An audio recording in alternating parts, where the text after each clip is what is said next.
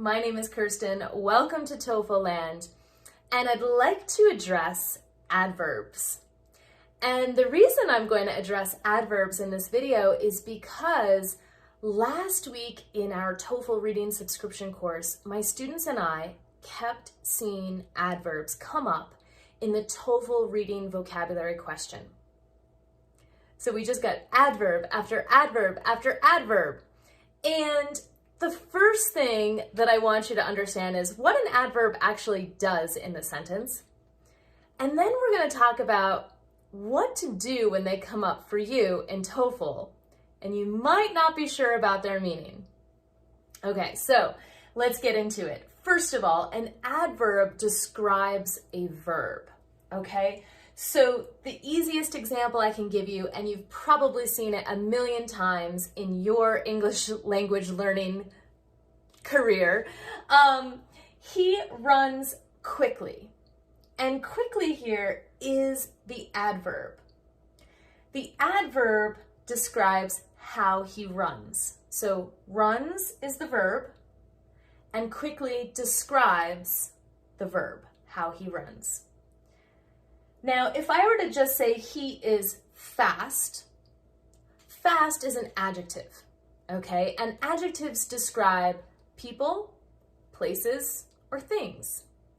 And so in this sentence, fast describes him, okay? But he runs quickly describes how he runs.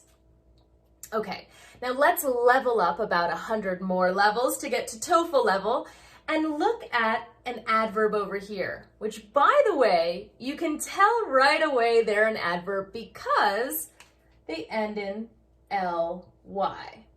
It's a surefire sign that you're working with an adverb. So if we look at this sentence, invariably, you'll see adverbs on the TOEFL.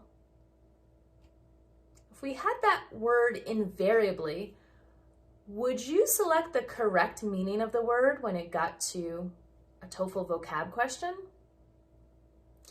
Well, the first thing that you have by your side is context. And you heard me say at the beginning of this video, our class kept seeing adverbs over and over and over again.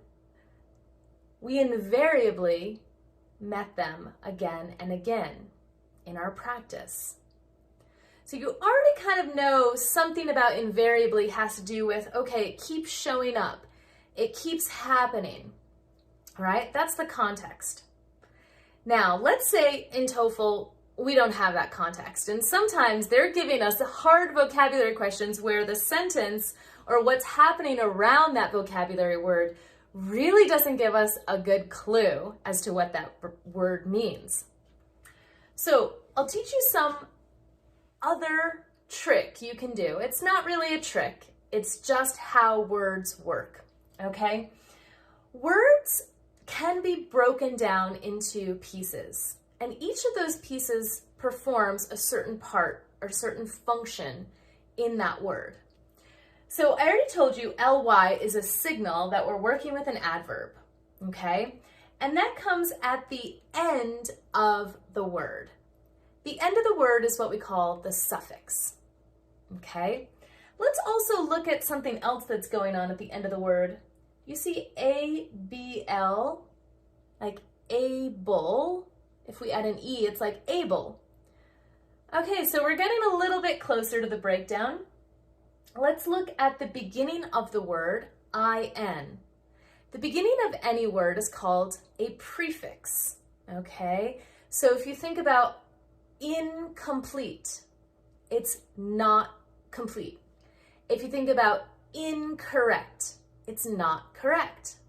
By the way, the same thing happens for I am, the prefix I am, impatient. You're not patient. Impolite. You're not polite, right? So the more we're able to recognize our prefixes, the more that we're able to understand what the word is doing. Okay, so now let's take a look at the middle of this word, right there, V-A-R-I. Now, it might not look like much at the start, but if we say it, vary. Vary. I vary my fitness routine. I vary the foods I eat.